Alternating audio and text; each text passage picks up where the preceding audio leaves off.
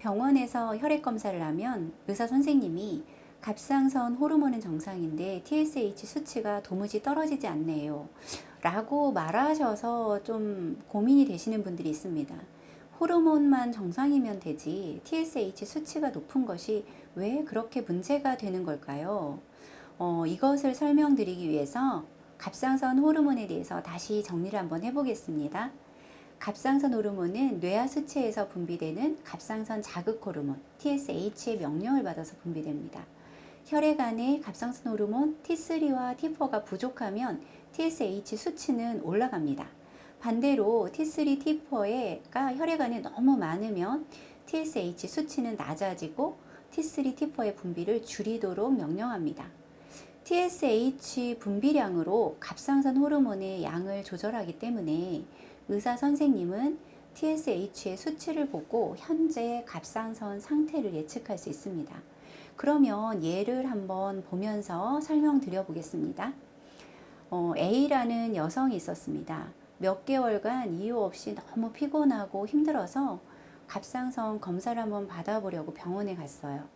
혈액 검사를 해보니까 이렇게 나왔어요. 검사 결과를 한번 살펴보면 TSH가 12, 프리티퍼가 0.4, T3가 60입니다. TSH 정상 범위가 4.0인데 4.0보다 한참 높죠. 이제 10이라면 많이 높은 숫자입니다. 그리고 T4와 T3는 정상보다 낮습니다. 이제 보시면 혈액 속에 T3와 T4가 많이 부족하구나 라는 걸 파악하실 수 있죠. 뇌하 수체가 그래서 TSH를 엄청 많이 분비해서 갑상선 호르몬을 많이 분비해 라고 명령을 내린 겁니다. 이것을 전형적인 갑상선 기능 저하라고 합니다. 아니, 그러면 많이 분비하라고 명령했으면 많이 만들면 되잖아요. 뭐가 문제일까요? 그렇죠. 많이 만들면 되죠. 우리가 배가 고프면 엄마한테 밥을 달라고 하면 되죠. 며칠을 굶으면 어떡해요? 소리 지르면서 밥 줘 하잖아요. 근데 쌀이 없어요. 밥을 할 수 있는 상황이 안 됩니다. 지금 현재 갑상선은 너무 힘들어서 갑상선 호르몬을 많이 만들 수 없는 상태입니다. 의사 선생님은 이제 갑상선이 할 수 없으니 갑상선 호르몬제인 신지로이드를 처방해 줍니다. 그러면 우리가 먹는 신지로이드가 갑상선 치료제일까요?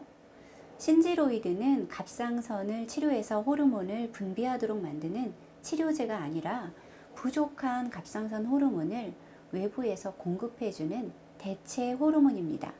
일단 임시로라도 갑상선 호르몬제를 복용해서 이 상황을 해결을 하는 거예요. 갑상선을 치료해서 갑상선이 제대로 호르몬을 만들도록 하는 것이 더 중요하지만 양방에서는 갑상선의 기능을 스스로 회복시키는 치료약은 없습니다.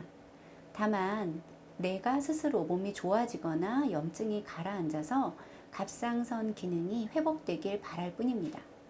현재 이 분 같은 경우는 TSH 수치가 정상보다 아주 많이 높기 때문에 갑상선 기능 저하 상태가 된 지 상당히 오래되었다고 볼 수 있고요. 갑상선 회복이 되는데도 기간이 오래 걸릴 것으로 예측할 수 있습니다. 그러면 다른 예를 한번 들어볼까요? B라는 여성이 최근에 체중이 확 늘었어요. 한 번도 체중이 늘어본 적이 없는데 갑자기 4kg가 2달 사이에 쪘어요.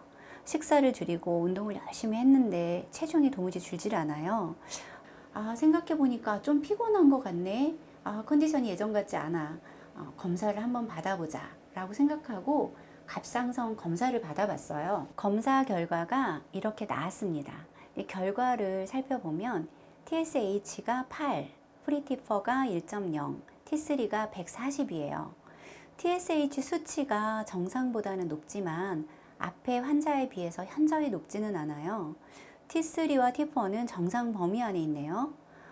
그럼 이분은 정상일까요? 문제일까요? 여기에서 TSH의 수치가 중요해집니다.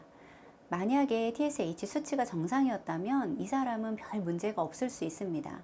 그런데 TSH 수치가 높다는 것은 지금 내 몸이 갑상선 호르몬을 많이 요구하고 있는 것입니다.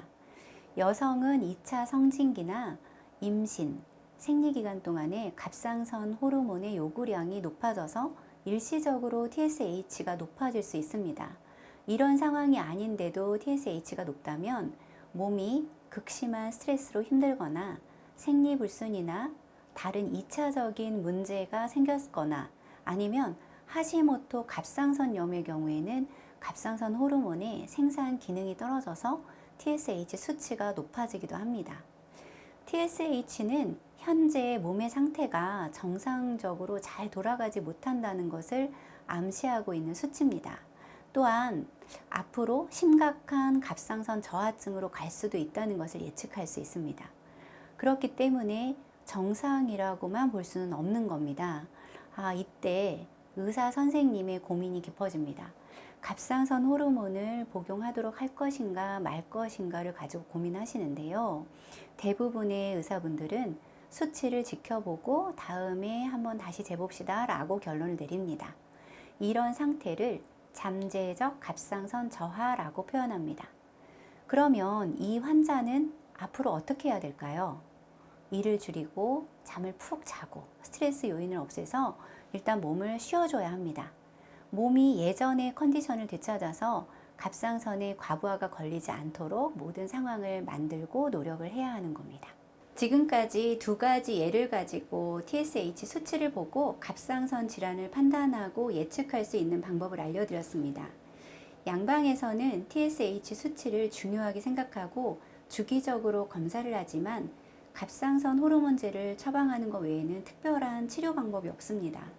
검사의 정밀함에 비해서 치료의 다양성이 떨어진다고 볼 수 있습니다. 특히나 잠재적 갑상선 저하증에 대해서는 특별한 치료 방법을 제시하지 못합니다. 한방에서는 갑상선이 과부하가 걸린 원인을 먼저 생각하고 치료를 하는데요. 갑상선은 몸의 모든 기관과 연결되어 있기 때문에 몸의 상태를 전반적으로 치료해야 갑상선의 과부하를 줄이고 정상적으로 작동할 수 있도록 회복시킬 수 있습니다. 한방에서는 갑상선 기능 저하로 인해서 손상된 몸의 기능을 회복시키는 것을 아주 중요하게 생각합니다.